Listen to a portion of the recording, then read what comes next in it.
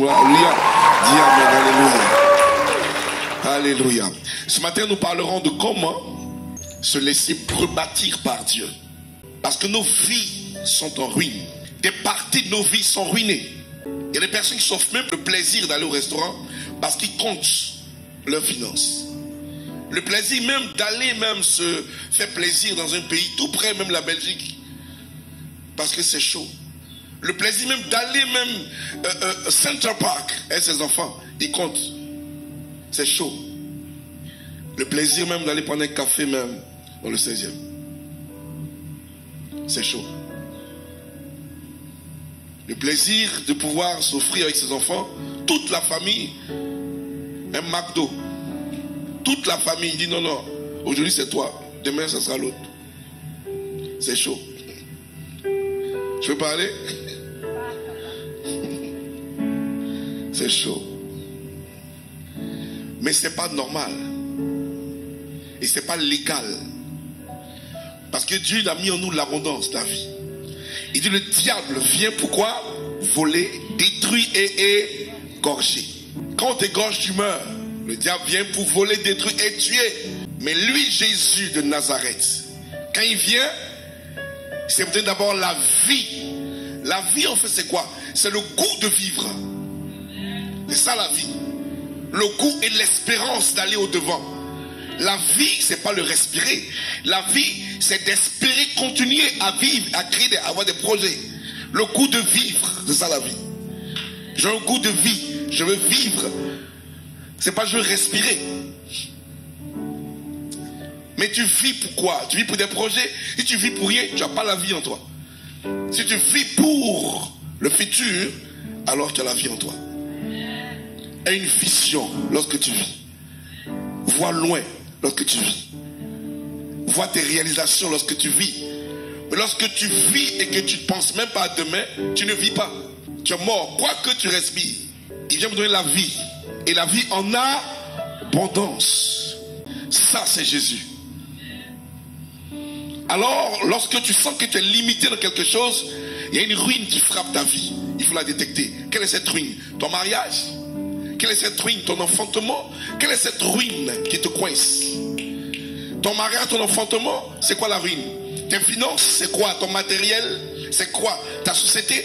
Mais qu'est-ce qui te coince? Qu'est-ce qui bloque ton épanouissement? L'ennemi a touché une ruine dans ta vie. Il faut que tu saches c'est quoi cette ruine-là. Et il faut la régler. Dis au Seigneur, rebâtis-moi sur ce côté-là. Rebâtis mon foyer. Rebâtis ma société. Rebâtis mes relations. Rebâtis mon ministère. Rebâtis mon église. Rebâtis, je sais pas, ce que tu veux que Dieu fasse dans ta vie.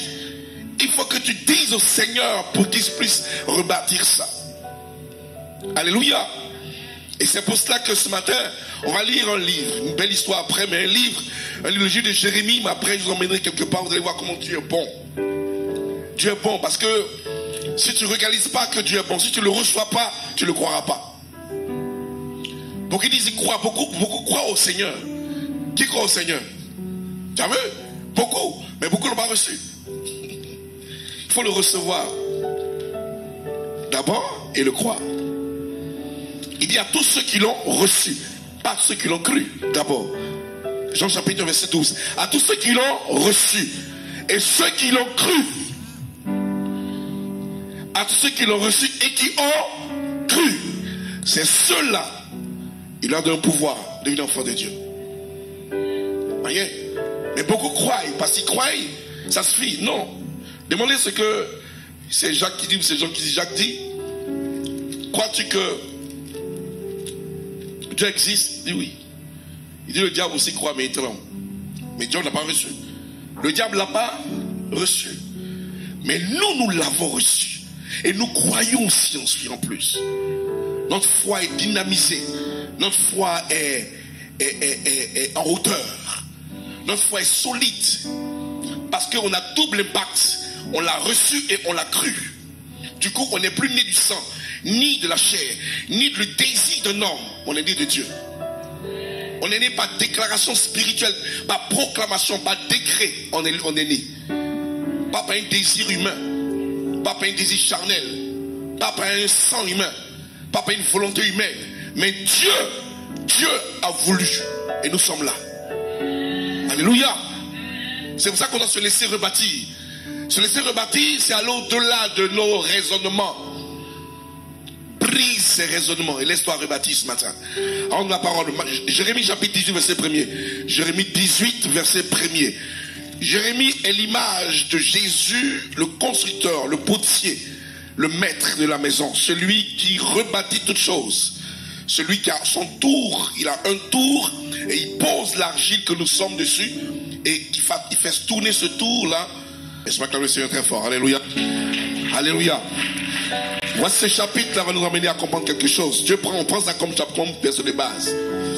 Jérémie est dans sa maison et Dieu dit à Jérémie, lève-toi de ta maison et va dans l'autre rue là-bas et va dans la maison que je te montrais. Lève-toi et descends dans la maison du potier. Va dans la maison du potier. Voilà, le potier, principalement, c'est celui, par exemple, qui fait des vases en terre. D'accord? Le potier, tout le monde le connaît.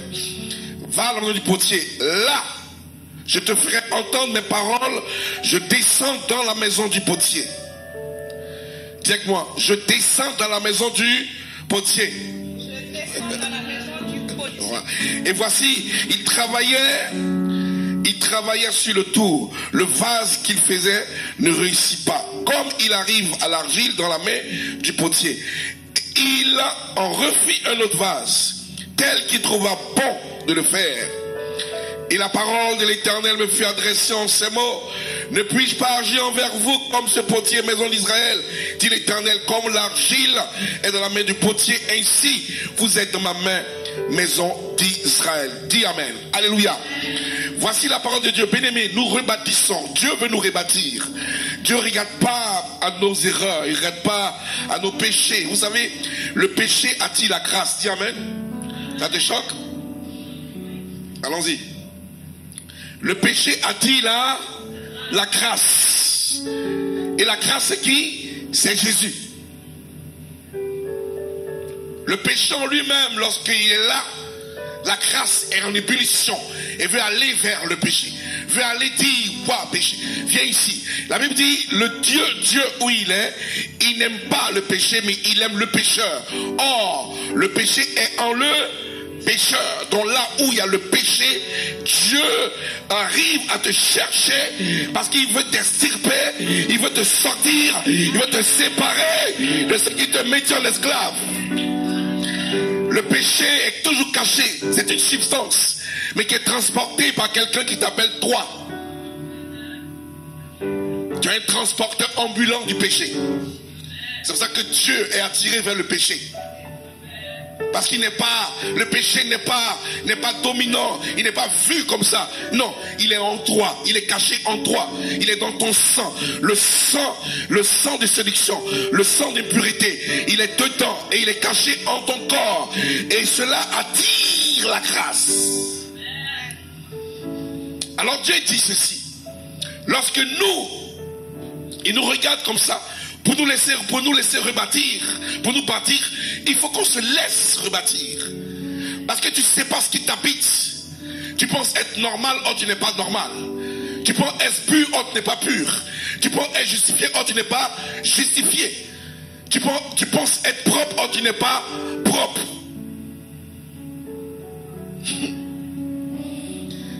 Ton extérieur semble être correct, or ton intérieur est pur. Vous savez, quand j'étais petit, il y avait une plaie. Toujours quand je jouais au football, une plaie qui venait. Et cette plaie-là, quand elle vient, ici, c'est comme, sur ma cheville, voilà, bizarrement, à l'intérieur, j'ai dit à la surface, il n'y a rien. T'as dit, c'est cicatrisé, voilà, c'est vous. Voilà, c'est la chose là. Hein? C'est cicatrisé, voilà. C'est cicatrisé. Vous voyez? Et donc, à l'intérieur, le pur est là. Toi, tu penses que ça va, hein? Mais c'est toi qui subis le mal en toi. Mais quand on te voit, on pense que c'est propre. Mais c'est toi, tu manques qui commence à boiter. Au moins tu boites, on dit pourquoi tu boites? Mais tu vois pas comment s'il y avait une plaie qui était là, qui soignait, on a dit, ah, connais ça. Mais ça va, mais tu boites. Il y a beaucoup de boiteux chrétiens qui sont là, qui sont à l'intérieur. Ils puent le pu à l'intérieur. Mais c'est eux qui souffrent la douleur du pu. Mais on ne voit pas, nous on voit, ah, tout va bien. Tout va bien chez la personne. Mais la personne a des problèmes le soir pour dormir. La personne ne peut plus dormir. La personne a des insomnies. La personne est sérieusement touchée par le diable. Le diable détruit, ruine sa vie à petit feu. Des chenilles ruinent sa vie à petit feu. Vous savez, c'est cela qu'on voit les symptômes de ce que nous sommes certainement possédés ou bien un combat se mène en nous. Ça, lorsque ça arrive dans ta vie, tu es la seule personne à aller vers qui? Jésus. Celui qui est malade va vers Jésus. Celui qui a un problème de délivrance va vers Jésus. Celui qui est possédé va vers Jésus. Celui qui a le péché va vers Jésus. La seule personne qui sort du péché, c'est Jésus. Personne ne peut sortir du péché. Celui qui a même te sortir de là, c'est Christ. Ni un homme, ni ton père, ni ton pasteur ne peut te sortir du péché. Jamais. C'est Jésus seul qui peut te sortir de tes faiblesses, sortir de ton angoisse, sortir de ta dépression, sortir de ton oppression, sortir de ton célibat tellement ancré, sortir de ce qui de tes échecs. C'est Jésus seul. C'est aucune étude quelconque. Ce n'est pas les grandes études. Aujourd'hui, ton oppression n'est pas rattachée à quoi que ce soit. Ta délivrance là, c'est rattaché à Jésus. Mais il faut savoir si vraiment tu es possédé. C'est le soir à parler tout à l'heure. Le potier. Il dit à Jérémie, sors et va dans la rue. Va dans cette maison. Va dans cette maison. Et puis regarde. Qu'est-ce que tu vois? Il dit, voit un potier. Un potier qui fait quoi? Un potier qui est en train de faire un vase. Il dit, là tu verras un potier. Et voici, il travaillait sur un tour. Le tour, c'est l'espèce d'instrument sur lequel on pose par exemple de l'argile et on appuie avec par exemple, et puis ça tourne comme ça, toi, c'est un tour, tu vois, et c'est ça. Et chaque personne doit passer ce tour. Mais d'abord, laisse-toi convaincre que tu as une argile. Que tu as une argile. Laisse-toi convaincre que tu as une argile. Si tu es convaincu que tu as une argile, une patte dans la main de l'Éternel, une patte dans la main du potier, alors tu as même de monter sur ce tour-là. Or, lorsque tu montes sur ce tour-là, il faut être courageux et courageuse. Voyez, lorsque Dieu rebâtit quelqu'un, il y a tous les événements de sa vie qui passent dans sa tête. Toutes ses erreurs, son péché, ses habitudes, ses bons et mauvais, tout passe. Pourquoi? Parce que les vertiges arrivent. Lorsque on tourne, tu tournes comme ça, tu ne fais pas attention, tu vas sauter du tout. Et ceux qui ne veulent pas être rebâtis sautent du tout. Et quand ils sautent, ils ne sont plus rebâtis. Ils sont à moitié tendus. Voici un pot qu'on t'a fait. On n'a pas encore fini de faire. Tu as eu peur, tu as sauté. Mais tu n'es pas terminé, bon sang. Il y a encore des erreurs dans ta vie. Il y a encore ta maladie en toi. Il y a encore des erreurs dans ta vie. Il y a encore des fibres en toi. Il y a encore des cailloux en toi. Tu n'es pas lissé. Oh, je vais parler à quelqu'un ce matin. Je vais parler à quelqu'un pour dire à quelqu'un ici. Si tu ne laisses pas travailler comme l'argile est travaillée par le potier, tu vas te répondre qu'à toi seul. C'est toi seul le problème. C'est toi seul qui auras un problème. C'est toi seul, merci Mario. Toi seul qui auras ce que tu veux. Parce que nous tous ici là, on accepte notre épreuve. On accepte notre transformation. On accepte notre abaissement. On accepte tout. En acceptant tout, en étant silencieux, tu laisses Dieu te rebâtir.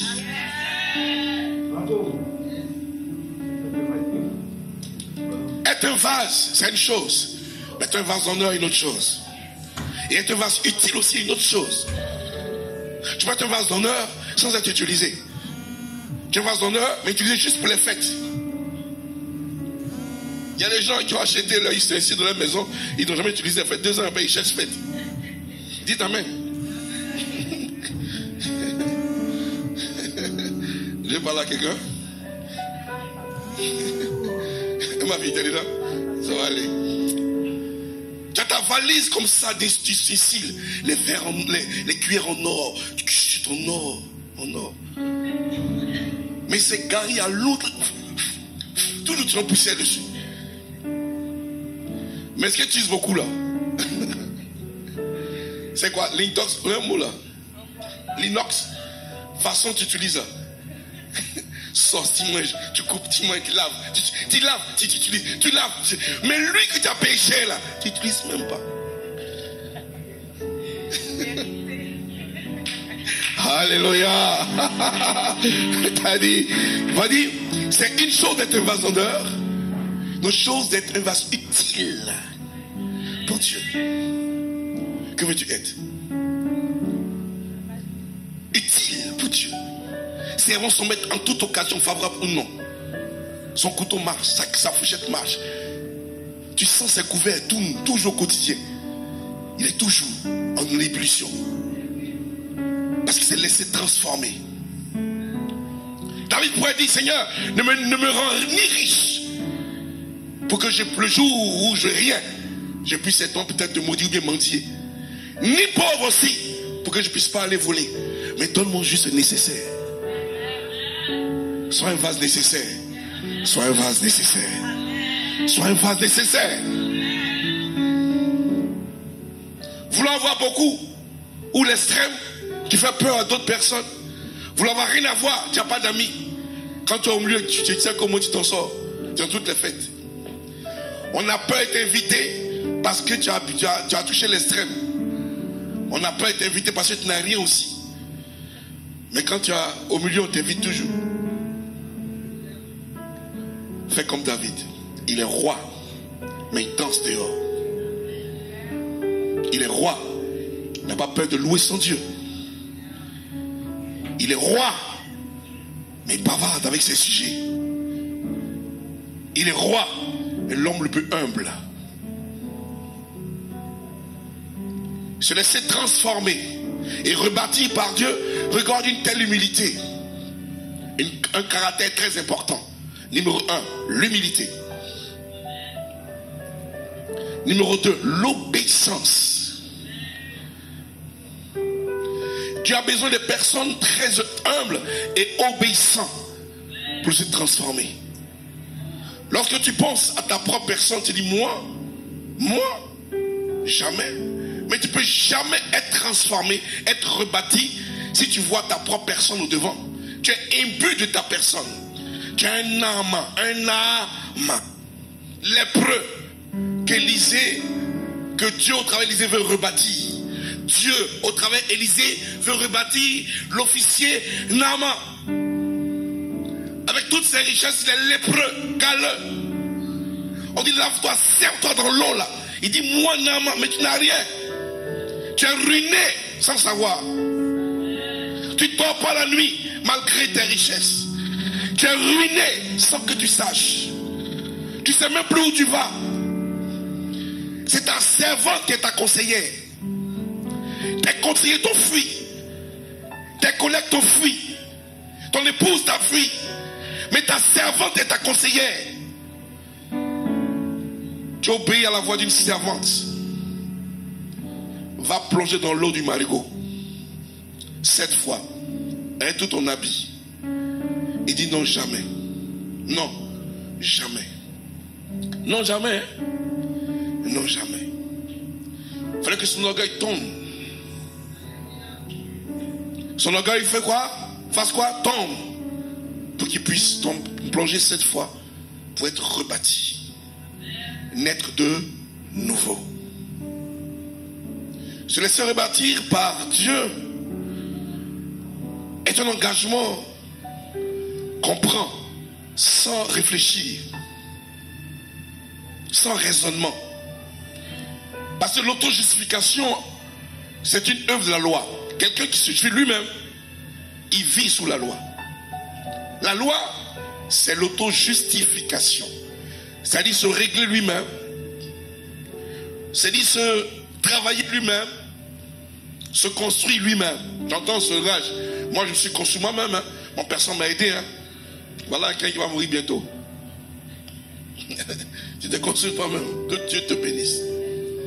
Il faut se laisser rebâtir par Dieu. En Jean chapitre 2. Jean chapitre 2, verset 19. Vous allez voir ce que le maître dit. Parce que lui-même, c'est le bâtisseur. Oui, c'est le bâtisseur. Il a dit quoi? Au chapitre 2, verset 19. Jean chapitre 2, verset 19.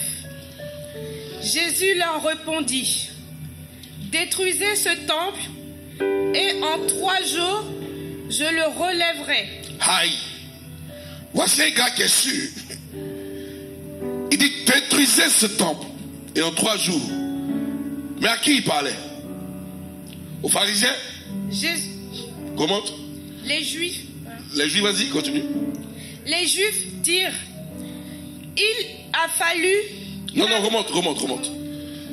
18 ou 19. Bon, 18, pas les coquins quand même. Après 19, tu remontes 18. Montre 18. 18. Les Juifs, voilà.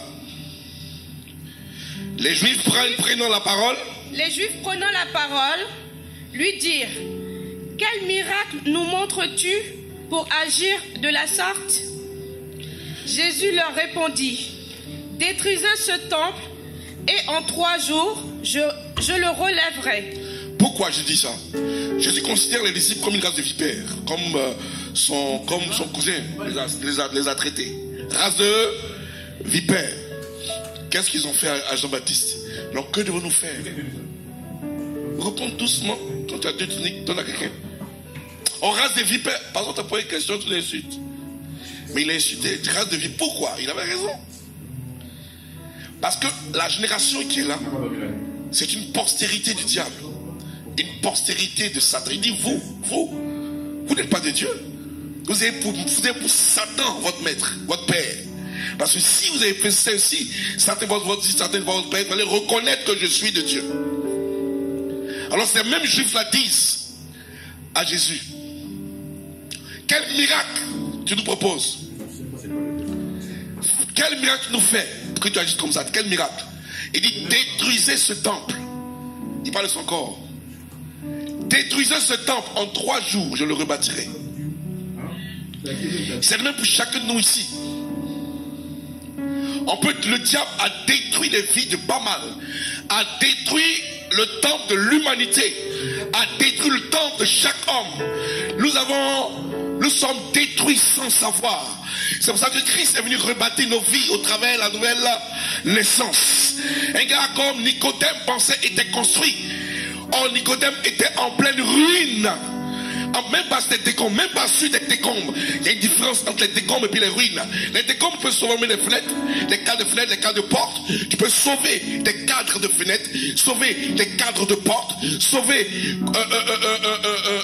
quoi que ce soit. Mais quand c'est ruine, la porte que sauver, elle est brisée comme ça.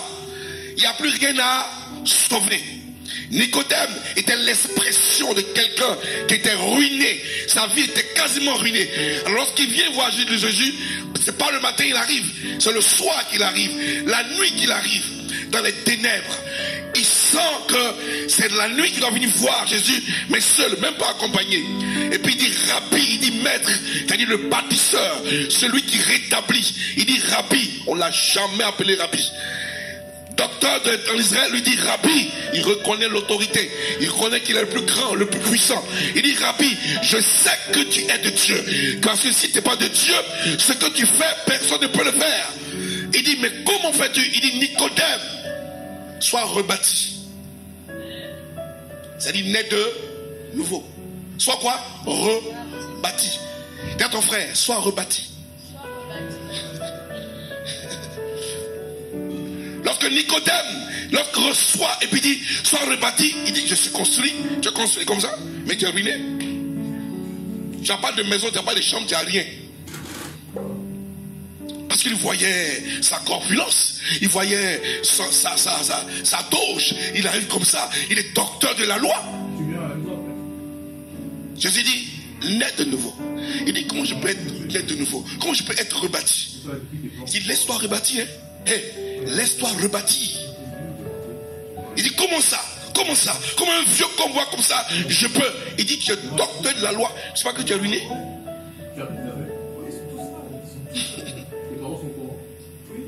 Et Nicodème dit, vous m'expliquez. Jésus dit, si tu te rebâtis pas, du moins, si tu ne te laisses pas rebâtir, tu ne verras même pas le royaume des cieux. Il dit, il dit, je continue. Si tu seras rebâti pour que je puisse te poser à l'intérieur, tu ne rentreras pas. Parce que celui qui rentre dans le royaume des cieux doit être à l'image de son maître, à l'image du Fils de Dieu, ressemblance et image de Dieu pour y entrer. Si tu n'es pas d'eau et d'esprit, tu ne pourras jamais entrer dans le royaume des cieux. Né d'eau, d'abord, pour être de nouveau. Comment tu malaxes la pâte, ou bien comment tu fais le sable le sable et le ciment? Qu'est-ce qui manque pour que ça soit plus ça va sur une brique? De l'eau. Si tu n'as pas ça, tu ne peux pas être construit. Tu n'as pas l'eau, tu n'as pas moi. Reçois-moi, ne crois pas seulement, mais reçois-moi. Oui, je crois que ce que tu fais, il y a ce qu'il dit, il y a ce qu'il dit. Je crois que, il dit pas que j'ai reçu, je crois que tu es un homme de Dieu. Je crois que ce que tu fais, c'est le Seigneur qui t'a envoyé. Je crois que quoi? On dit reçois-moi. Reçois-moi. Bois de mon eau. Tu pourras jamais avoir soif. Reçois-moi. Tu seras reconstruit à la minute. Bois de mon eau. Des fleuves d'eau vive jailliront de ton sein. Nicodème est étonné. Et Jésus conclut pour dire, le vent souffle. On entend les bruits. Mais on ne sait pas d'où il vient. Mais où il va. Mais cependant, il souffle. Il en est de même d'un homme de l'esprit. C'est-à-dire un homme rebâti là. C'est comme ça. On entend son bruit. Pas d'où il vient, mais il agit, il est puissant. Sa renommée prend partout. Mais qui est ce Cassie? Mais c'est qui ce Cassie? Pas le coup qu'il y a nos gens là. Mais où il est même? Mais c'est Cassie là même. C'est Cassie ici. C'est Cassie par là. C'est Cassie par là. On ne me connaît pas, mais ils m'ont décrit. Il a de même devant un homme de l'esprit. Tu vas me décrit sans me voir. Il y a un gars qui m'a vu. Abidjan, il était choqué. Et Abidjan. Non, c'est ici. Au studio. C'est le pasteur Cassier. Et il s'est choqué. L'homme de Dieu dit, mais tu ne le connais pas? Mais non, c'est le pasteur Cassier. J'ai dit, mais pourquoi? Il dit, mais c'est pas possible. Je pense que c'est un grand monsieur, un grand. Il dit, que Dieu te bénisse. Chacun sa taille, mon ami. Alléluia. Il a dit, on me prend pour un gars comme Archibald. Mais c'est pas Archibald, mon ami. Moi, il y a ma taille, Archibald, sa taille. On dit, c'est Cassie. Regarde. Un coup, monsieur, il passe inaperçu. Mais c'est lui. On dit, c'est lui. Exactement comme il a fait à David. On dit, voilà Eliud. Voilà, le grand frère de David. Beau grand. C'est lui, là. C'est pas lui. Et il s'est dit, c'est lui. J'ai dit à quelqu'un, on te reconnaîtra par la puissance de Dieu. C'est toi qu'on nommera. On te dira, c'est lui. Voici celui qu'on cherche. Voici celle-là qu'on cherche. On te nommera comme longtemps la personne qui ouvre les portes des destinées. Et aujourd'hui, voici qu'aujourd'hui, Dieu dit à Jérémie, regarde ce que je fais de quelqu'un. Lorsqu'on te reconnaît que tu as une pâte, que tu es l'argile sur le tour, on fait ça. Laisse-toi transformer. C'est vrai que pendant la transformation, pendant qu'on te rebâtit, tu peux avoir des vertiges. C'est vrai. Tu tournes, tu dis, depuis ça ne finit pas, c'est pas grave. Mais c'est lui qui dit, il dit, on pense être fini. Ça pense être fini, mais on te brise encore et on te rebâtit. Non, tu te marieras le mois de janvier. Depuis là. Mais janvier est fini. Et alors janvier. Pourquoi? Parce qu'en décembre, on t'a écrasé encore. Pourquoi? Parce que quelque chose s'est infiltré en toi. Quelque chose s'est infiltré. Parce que quand un potier commence à bâtir un vase, il atteint quand il émaille. Il va le nettoyer, enlever les petits grains. Dieu est parfait. Dieu est parfait. Je vois des gens ici, par exemple, qui veulent l'enfant. C'est pas grave, c'est toujours bien. L'enfant sort, fausse couche, tu te plais. 6 mois, 2 mois, 3 mois, ça a coulé, tu te plais. Mais Dieu, c'est pas ça. Le Satan, c'est pas Satan. C'est pas Satan. Parce qu'il est sorti avec 12 doigts. 12. Tu comprends? Non, il est enceinte. Il est enceinte. Dieu m'a béni. Il est enceinte. 3 mois. Je détruis. C'est ma mère qui est sorcière. Mon père qui est sorcier. C'est mon nom. C'est ni l'un ni l'autre. Il y a 12 doigts dedans. Et Dieu dit, il faut que je tue encore le lapin pour la retaper. Ton repas, je le ferai. Il y a beaucoup de semences au frère. Va refaire. Ils sont près de 10 millions de spermatozoïdes. Ils sont 10 millions. Une grosse tête comme ça. Donc il y a tous des gens. Il y a toujours des gens. Il y a toujours un gars qui est puissant qui va rentrer. Donc il faut te calmer. Mais lui qui rentrait, il rentrait 12. Je dis, c'est ça. Vous savez, quand le gars rentre, moi, c'est pas. Non. C'est pas l'élu qui est rentré. Dieu, quand Dieu fait rentrer quelqu'un, il a des 10 doigts, son nez, sa bouche propre. Mais quand dans la course, quelqu'un s'infiltre, Dieu l'arrête le 3e jour. Et puis se coule. Tu dis non, Satan m'a attaqué. Non, Dieu a vu à longtemps, en Job chapitre 1, lorsque les fils de l'homme montaient vers Dieu, les mêmes gars, les mêmes spermatozoïdes qui montaient vers le Seigneur, les mêmes anges, ils montaient vers Dieu, les mêmes anges. Satan, c'est sa corsette, il est rentré. Mais Dieu dit, descends ici. C'est comme ça, toujours on va attraper quelqu'un qui a s'infiltré dans ta vie, mon ami. Laisse le Seigneur, alléluia, laisse le Seigneur recharger et voir, échanger ta vie et voir comment est-ce que toi, tu peux être secouru par l'intrus qui veut détruire ta destinée. Lorsque tu es sur un tour, c'est vrai. Lorsqu'il rebâtit tes finances, ça peut durer. L'argent vient, ça va. L'argent vient, ça va. C'est Dieu qui peut te financer. Il rebâtit un peu tes finances. Un peu. Tu sens que c'est dur, mais il y a un peu qui rentre. Tu vois, c'est un peu. C'est pas seulement ça, c'est un peu. Les prémices que vous avez là. Ça rentre. Après, c'est gâté. Dis, mais Seigneur, après ça rentre. Ça, ne te plains pas. Bénis Dieu. Exhorte-le. Dis merci au Seigneur. Ça va venir. Il rebâtit tes finances. Laisse tes finances être rebâties par Dieu. Laisse tes finances être rebâties par le Seigneur. Laisse ta vie, ton foyer être rebâti par le Seigneur. Mets-toi sur le tour et laisse Dieu réagir. La grâce de Dieu est une grâce abondante qui ne réfléchit pas pour bénir. Regardez, avant que je puisse conclure, regardez ça. Une histoire s'est passée. Regardez les personnes comme qui connaît le même Jérémie. Qui le connaît? Jérémie là. Qui le connaît? Jérémie, prophète Jérémie. Il a prophétisé sur Israël pour la captivité, pour la déportation d'Israël. Où ça? En Babylone. Pendant combien d'années? 60. Très bien. Les 70 ans là, quand c'est achevé, il y avait un roi qui régnait, le roi des Perses et Médès. Il a dit que quand c'est achevé, le roi des Perses et Médès, qui s'appelle le roi des Perses et des Médès, de son nom, est venu combattre contre Babylone et qui a remporté la victoire et qui a permis que, il s'appelle Cyrus, voilà. Au temps de Cyrus qui était roi de Babylone, roi de Perses et Médès, la guerre s'est enflammée entre les Perses et Babylone. Et du coup, ils ont gagné.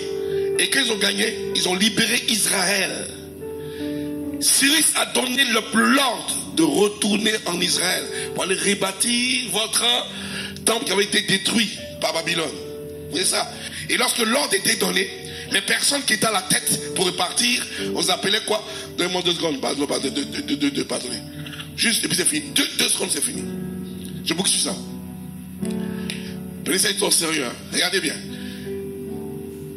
Lorsque Cyrus a donné l'ordre de pouvoir rebâtir, il dit, je vous donne l'ordre et tout ce qu'il y a comme ustensile, retournez et allez bâtir. Alors Zorobabel était la personne qui était à la tête avec Josué.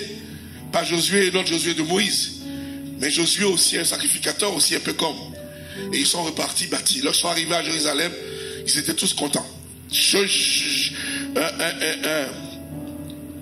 Zorobabel, celui-là par exemple qui était le fils, était un des princes de Juda, il gérait toute la royauté d'Israël. C'était le seul prince qui devait gérer ce qu'on appelle la royauté. Et Josué gérait tout ce qui était sacrificateur et tout ce qui allait ensemble. Dans Esdras chapitre 3, vous avez relire ça après. Amen. Rapidement, on va continuer ça peut-être dimanche prochain, mais en Esdras, vous allez voir l'histoire. Et voici que Zorobabel et Josué arrivent en Israël, tout contents. On est dans les bâtis, tout contents, tellement contents d'être délivrés de Babylone, qu'ils sont arrivés à Jérusalem. Et voilà, ils ont oublié de rebâtir le coin. Ils étaient tous contents de retrouver leur terre natale, mais chacun vaquait à ses occupations. Vous voyez, chacun commençait à construire ses affaires, commençait à gérer ses affaires.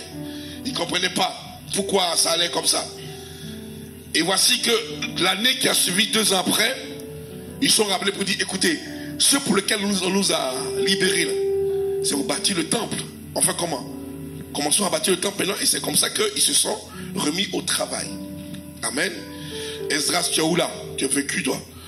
Esdras, c'est juste après. Non, c'est de chronique. Je vois. Esdras. Voilà. Près de chronique. Voilà. Après de chronique. Alors, chapitre 3 d'Esdras, il dit la 7e année. Enfin, le 7e mois arriva, les enfants d'Israël étant dans leur ville. Alors, le peuple s'assembla comme un seul homme à Jérusalem. Josué, fils de Yotzadak, avec ses frères sacrificateurs, et Zorobabel, fils de Shétiel, avec ses frères, se levèrent et bâtirent l'autel du Dieu d'Israël pour offrir des holocaustes selon ce qui est écrit dans la loi de Moïse de Dieu. Ils rétablirent l'autel sur le fondement qu'il eut à craindre, quoi qu'il eussent à craindre le peuple du pays, et il offrit des holocaustes à l'Éternel, les holocaustes du matin et du soir. Ils célébraient la fête des tabernacles comme il était écrit. Ils offrirent par jour les holocaustes selon le nombre ordonné pour chaque jour. Après cela, il offrit l'holocauste perpétuel, les holocaustes des nouvelles lunes et de toutes les solennités consacrées à l'Éternel, et ceux de quiconque faisait des offrandes volontaires à l'Éternel. Dans le premier jour du 7e mois, il commençait à offrir à l'autel de l'Éternel des holocaustes, cependant, ce temps. Et puis il dit, la seconde année, depuis leur arrivée à la maison de Dieu, à Jérusalem, au second mois, Zorobabel, fils de Satchel, Josué, fils de Yozatak, avec le reste de leurs frères sacrificateurs, et tous ceux qui sont venus en captivité, se mirent à l'œuvre et chargèrent les Lévites de 20 ans au-dessus pour surveiller les travaux. Je continue l'histoire. Et voici que, lorsqu'ils ont décidé de pouvoir construire, il y a des personnes qui sont arrivées qui ont commencé à pouvoir les empêcher de construire. Ils ont commencé à payer des gens, des conseillers à gauche, à droite, pour dire, ne permettez pas. D'abord, ils sont venus se donner volontairement. On peut vous aider à construire. Non. On ne veut pas besoin d'aide ici. Non, on peut vous aider à construire. On n'a pas besoin de vous. Nous, là, on est sacrificateurs. Voilà. C'est nous, les Juifs, c'est nous, on va construire. On ne veut pas l'aide de quelqu'un. Ils sont fâchés. Ils ont commencé à pouvoir mettre les bâtons dans les roues de Zorobabel et Josué. Et voici qu'ils ont réussi. Pourquoi? Parce qu'ils ont écrit, même, ils ont tellement mis les bâtons dans les roues de ces deux-là, ils n'ont pas pu construire jusqu'à celui qui leur a donné l'ordre de quitter Babylone là est mort. Un autre roi est arrivé, Darius. Pareil encore, il est mort. Jusqu'à ce que notre roi arrive plus dangereux. Ils ont écrit à ce roi-là pour lui dire, des gars qui sont là, ils sont maudits, hein, ne donnent pas l'ordre qui construit Israël. Et c'est comme ça qu'ils ont donné l'ordre. Bon, alors dites-leur d'arrêter les travaux. Ça a duré combien d'années? 12 ans. 12 ans où ils ont traîné pas plus.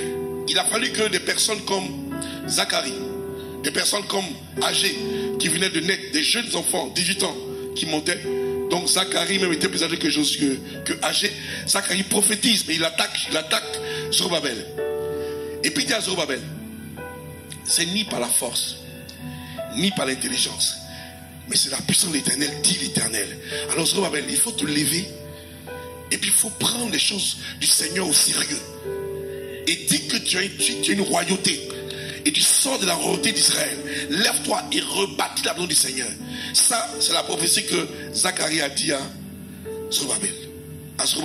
À Josué, l'autre s'est attrapé à lui.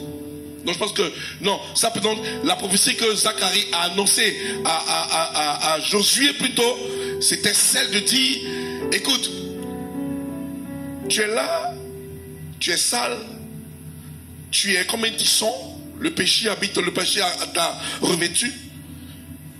Et l'ange de l'Éternel lui dit, il prophétise, hein, il dit, ainsi parle l'Éternel, dans Zacharie chapitre 3. Il dit, ainsi parle l'Éternel. Enlevez, ôtez le manteau sur Josué. Ce manteau, qui a habillé Josué de ce manteau sale? Ôtez-lui ça, le sale. Et puis il dit à Josué, il dit, vois, moi Éternel, je ôte ton iniquité. Il a dit, Josué a tellement été persécuté dans l'œuvre au point où lui-même, il a été ruiné. Et le péché habitant en lui-même. Donc ça fait que l'ange le touche comme s'il dit, regarde, il dit, vois, je ôte ton iniquité. Maintenant, habillez-lui d'habits royaux et qui serve le Seigneur. À Zorobabel, il dit, vous êtes là, vous êtes là, vous faites n'importe quoi. Tu fais tout par ta force, par intelligence. Non, laisse Dieu réagir dans ta vie. Vous voyez? Et le même agent encore prophétise. Maintenant, sur le peuple d'Israël. Il dit, vous habitez des maisons lambrisées, des maisons avec plafond de lambris. Pendant que la maison de Dieu n'est pas construite, réveillez-vous et allez bâtir la maison du Seigneur. Ils sont tous levés et ils ont bâti sans regarder gare à ce que le roi avait dit là-bas. Ils ont construit ça. Ils ont rebâti sous la pression du Seigneur, par la pression de l'homme. Parce que Dieu est passé par eux pour rebâtir ça. Je veux dire, le découragement peut arriver dans ta vie, toi qui m'écoutes ce matin. Tu es fatigué du projet que tu as mis en place. Parce que les ennemis ont ruiné même ta réputation. Ils ont ruiné ta vie. Ils t'ont ruiné au point où tu n'as plus le courage de mettre brique sur brique. Ou d'avoir foi encore à ton projet. Mais là, ainsi parle l'Éternel. Relève-toi. Car c'est ni par la force, ni par l'intelligence, mais c'est par l'esprit, la puissance de Dieu. C'est par l'esprit que Dieu rebâtit ta vie. C'est l'esprit seul qui peut rebâtir ta vie là où tu es. Tes affaires peuvent reprendre par l'esprit. Mais aie le courage. Prends courage et lève-toi et recrois à tes rêves. Tes rêves ont été détruits, mais il faut recroire. Redonne foi à tes rêves. Tu as vu dans ce pays, si tu as dit je vais dominer, j'aurai ceci, j'aurai deux sociétés, je vais me marier, j'aurai ma maison, acheter ma maison. Mais tu es en train de faire le contraire du zèle que tu avais au départ. Tout ça par la pression de l'ennemi. Mais l'Éternel te dit, aie foi à tes premiers rêves que tu avais. Quand tu es venu ici, quel rêve qui t'a arrivé pour que tu puisses comprendre que Dieu a mis le regard sur ta vie. Moi j'ai dit au Seigneur, je réussirai dans ce pays. Oui, j'ai commencé à bouger et j'ai dit, c'était mon rêve au départ. Et le rêve est là. Oui, parce que je ne suis pas prêt à baisser les bras. J'ai dit au Seigneur, mon épouse, si tu as cherché un homme pour te servir, tu me croiseras sur ton chemin. Voici la phrase qu'elle dit à Dieu. Si tu as cherché quelqu'un pour te servir là, alors tu me verras sur ton chemin. Donc utilise-moi quand tu veux, où tu veux, à n'importe quel moment. Tant que j'ai la force, je te servirai. J'ai peur d'aucun démon. Aucun démon. Quel que soit le rang que tu as, tu n'es qu'un démon. Il n'y a pas peur d'un démon. Non. Je vais te chasser au nom de Jésus de Nazareth. Aucun démon. Pourquoi? Parce que lorsque tu te laisses rebâtir par Dieu, tu as toutes tes facultés. Aucun démon. Allons plus loin. Les dominations sont livrées en spectacle. Donc je n'ai pas peur d'une domination. Parce que Dieu les a déjà livrés en spectacle. La Bible dit dans 1 Jean 4 verset 17, il dit tel que nous sommes, tel que Dieu est dans le ciel, ou bien tel que Jésus est dans le ciel, ou tel qu'il est dans les cieux, nous le sommes sur la terre. On ne connaît pas d'échec. L'échec n'existe pas chez les chrétiens. C'est pas ton temps, c'est tout. C'est pas le moment, c'est tout. Sinon il n'y a pas d'échec. Si tu crois à un échec, c'est que tu n'as rien compris. La grâce est surabondante sur ta vie. Plus tu es faible, plus Dieu te veut. Plus tu es pécheur, plus Dieu court derrière toi. Tu as besoin de Christ plus que jamais dans ton péché. Je vois des personnes ici qui pêchent. Ils ont peur d'aller à l'église. Toi tu pêches et tu as peur de venir à l'église. Mais tu es vendu. Plus tu pêches, cours vers l'église. Plus tu es dans le péché, mais viens vers l'église. Tu penses que c'est Dieu qui va t'aider? Mais plus tu pêches, tu es vendu. Le diable veut t'écarter. Qui a dit, voilà, qui vous a dit que le péché sépare l'homme de Dieu? Mais bien, arrêtez. Le péché ne te sépare pas de Dieu. Plus tu pêches, plus Dieu court vers toi. Tu penses qui t'a appelé? C'est toi qui t'a appelé? Qui est venu vers toi? C'est toi qui es allé vers le Seigneur? C'est le Seigneur qui est venu vers toi. C'est Dieu qui vient vers nous pour nous secourir. Vous pensez que l'Esprit de Dieu n'est pas avec les prostituées? L'Esprit de Dieu est avec les prostituées, avec les meurtriers et avec les n'importe quoi dehors. La seule différence, c'est que l'Esprit de Dieu n'est pas en eux, mais il est en toi. La différence, c'est que l'Esprit de Dieu habite en nous, mais il est avec ceux du monde. Mais il n'est pas dans le monde, mais il est avec eux pour leur convaincre toujours de péché. Le péché sépare pas oh my godness, sépare pas l'approche de Dieu avec ta vie. Qui t'a dit ça? Adam a péché, Ève a péché, Adam a péché, n'est-ce pas? On raconte que quand tu as péché, tu as coupé de Dieu. Que Dieu te bénisse. Adam a péché, Ève a péché. Qui a parlé à Adam premier? Il faut arrêter ça. Hein? Il dit, lorsque tu pêches, Dieu se souvient que tu risques de perdre, donc il court vers toi.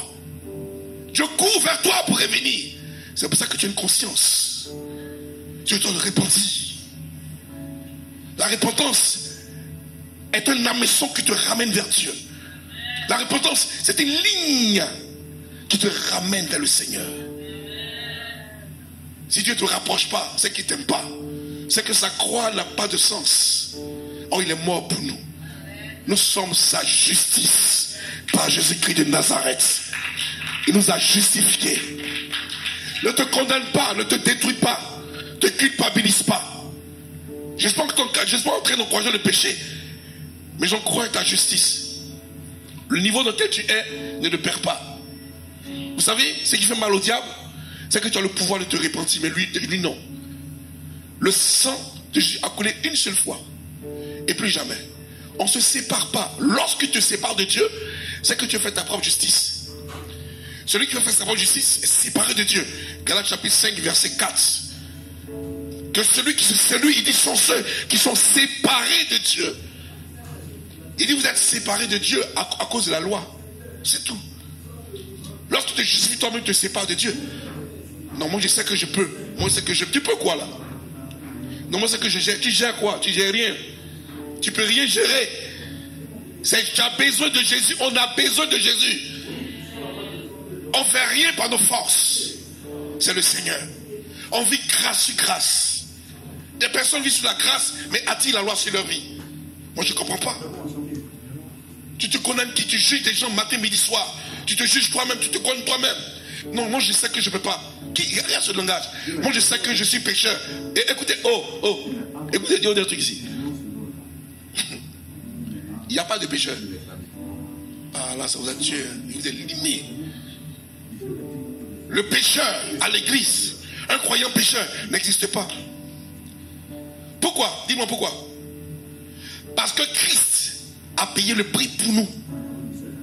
On est enfant. On n'est pas pécheur. On est enfant. On n'est pas pécheur. Celui qu'on appelle pécheur là, on dit il est enfant dans le royaume de Dieu. Mais celui qui est un fils, il est l'héritier. Le péché que tu fais là démontre ton immaturité. Le fait que tu retournes où tu as vomi démontre ton immaturité, donc ta petitesse d'esprit, et voir ta maturité, ton immaturité. Il dit quoi? Aussi longtemps que l'héritier est quoi? Il est quoi? Remplace ça, pécheur. Aussitôt que l'héritier est pécheur, il n'est en rien, il n'en diffère en rien de l'esclave. Quand tu pêches, tu n'es pas esclave? Très bien. Donc remplace enfant par pécheur. Aussi longtemps que l'héritier est pécheur, il n'en diffère en rien d'un esclave. Parce qu'il est sous contrôle. Me suis? Très bien. J'ai dit, dans l'église là, quand tu es croyant là, il n'y a pas de pécheur.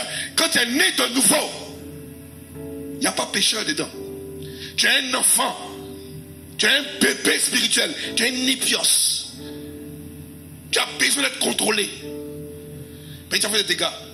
Tu es pas pécheur. Donc toi, ton enfant, tu fais les conduire dans ta vie. C'est un enfant qui verse l'eau chaude sur la télévision. Est-ce que tu le chasses dehors? Ton enfant, tu viens, il a pris la peinture, il a gratté ta télévision. Là. Tu vas le chasser dehors, ma maman. Mais il faut donner l'enfant de Safia tout Naka chez toi. Il a gratté ta télévision. Ton maman va dire, chasse-le. Hey, sors là, va au maman, sors de la maison. Parce que ce n'est pas son fils. Ce n'est pas son enfant. Mais Dieu dit tu es son enfant. Malgré tes bêtises, il te garde dans la maison. Le péché est hors la maison. Le pécheur là, il est hors de la maison. L'enfant et le fils sont dans la maison. Le serviteur, il va, il vient. Un serviteur, il va, il rentre dans la maison et puis il ressort de la maison. Mais ce n'est pas sa maison. Mais l'enfant et le fils demeurent. Je vais dire à quelqu'un ici, ne te prends plus pour un pécheur. Mais réalise-toi que tu es un enfant et que tu ne peux jamais hériter de la gloire du Seigneur. Pourquoi? Parce que tu n'es pas digne de contrôler le butin du Seigneur. Oh, je ne sais pas si je parle à quelqu'un. Peut-être c'est fort pour vous, hein? C'est fort, ma fille. C'est fort, écoutez bien. On vous a mis dans la tête que vous êtes des pécheurs, que vous n'avez rien. Vous êtes des pécheurs. Répentez-vous. Un enfant se répand. Un enfant demande pardon. D'accord? Un enfant se répand. Ton bébé de 2 ans va se répandre. Il faut attendre à se répandre d'abord. Donc tu attends le pardon de ton enfant de 1 an pour que tu lui donnes à manger. Donc il va mourir de faim. Dieu sait que tu es un enfant. Tout ce que Dieu veut, dire à l'enfant ne reconnaisse pas bon. Ça s'appelle la confession.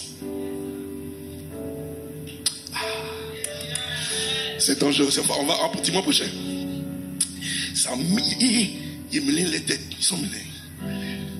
Ils sont mélangés. Ils ne sont pas pécheurs, les pécheurs.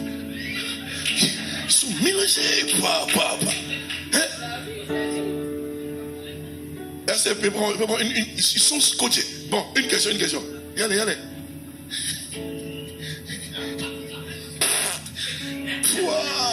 Je vais lever un peu le niveau. Si son classe est gâté même. Hein? Une question, Thomas, d'autres questions. Question, tu reposes. Tu vois ta question? C'est bon, non?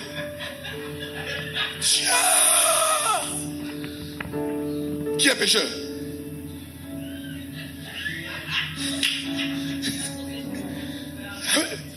Elle dit quoi? On ne sait plus, non? Parce que tu es bébé. Tu es un enfant. Tu n'es qu'un bébé et tu es bébé du Seigneur marié. Il ne vient pas. C'est pas là quelqu'un.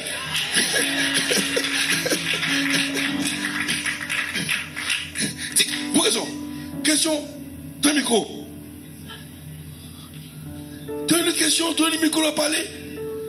Tiens mon micro parle. Si j'ai bien compris, dans le royaume, il n'y a pas de pécheur. Mais le pécheur, il est dehors. Donc dans le royaume, celui qui pêche est immature. Il est bébé. Donc parce qu'il est bébé, vu qu'il est vu comme un bébé, il fait n'importe quoi. Et comme il est bébé, il ne peut pas hériter d'une gloire. Or, mais il est héritier. Donc il a droit, mais il n'a pas. Parce qu'il est bébé. C'est ça? Maintenant, celui qui hérite, c'est celui qui est mature. Parce qu'il est fils. Ah, d'accord. Amen.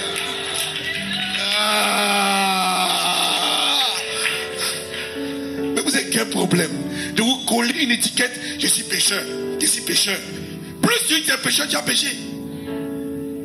Tu appelles ça, il va venir vers toi. Plus on te montre le tableau que tu es pécheur, mais tu as péché matin, midi, soir. Oui, allez-y. Mais tu ne peux pas dire que tu es pécheur. Arrêtez ça. Dimanche prochain, on va te... Là, je mets le tableau. Mais quand il est rentré dedans ton prochain, il pense que tu as déjà délivré. Là, tu es mélangé là. Et tu es mélangé. Ici, pas péché, ici, péché, ici, pas péché. Tu sais pas ce que tu vas dire. Faut dire, ici, grand, bébé, grand, bébé, grand, bébé. Et puis, dis au Seigneur, grandis-moi en maturité. C'est tout ce que tu veux. Grandir en maturité pour que tu puisses profiter de ton héritage.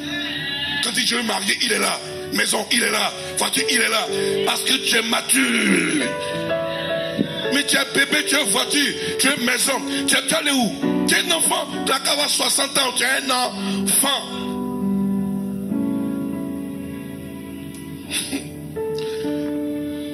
Est-ce que vous avez compris? Oh, je vous en supplie. Alléluia. Est-ce qu'on peut acclamer le Seigneur très fort? Alléluia. Je déclare sur votre vie la maturité spirituelle. Je déclare sur votre vie la prospérité spirituelle. Je déclare sur votre vie, soyez mature en tout temps. Mature dans vos familles, mature dans le travail, mature dans le ministère, mature partout. Je déclare la maturité dans l'église. Je déclare la maturité au travail, la maturité dans le foyer, la maturité partout passé. Je déclare une maturité puissante. Que Dieu vous rende mature. Parce que je déclare et je décrète, vous êtes héritier de Dieu, héritier de Christ, et cohéritier avec Christ. Tel que Christ est dans le ciel, vous le êtes sur la terre. Il faut être mature pour posséder ces choses. Diamant dit, je suis mature. Je suis mature. Seigneur, rends-moi mature. Rends-moi mature pour gérer mes biens. Moi-même. Seigneur, désormais, je déclare que je vais être mature pour gérer mes biens, gérer ma fortune ici-bas. Car tel que tu es, je le suis sur la terre. Je reçois l'abondance de la grâce et le don de justice et je règne dans cette vie avec Christ seul. Je déclare ma maturité. Je refuse qu'on m'appelle pécheur. Je reconnais que j'étais enfant, mais je veux être un adulte. Je veux être mature. Je veux être une personne mature. Au nom de... On acclame Dieu très fort. Alléluia. Alléluia.